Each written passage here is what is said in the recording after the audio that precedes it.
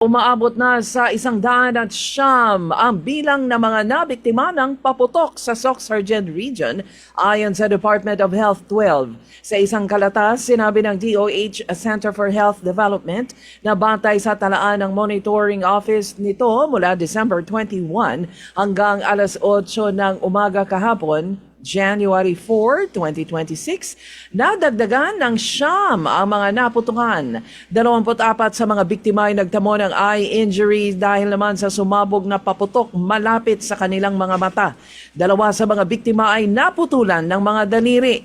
Hindi sinabi ng DOH-12 kung saang lugar ang mga naputulan at mga tinamaan sa mata. Pero South Cotabato ang may pinakamaraming naitalang firecracker-related injuries na abot naman sa 48. Sumusunod ang North Cotabato na merong 31 habang ang General Santos City at Sarangani ay parehong may 9 na biktima ng paputok. Paalala ng DOH sa sinuman na merong paso o sugat na dulot ng paputok na agad na magtungo sa ospital para mapagamot at makaiwas sa banta na dala ng nakamamatay na tetanus.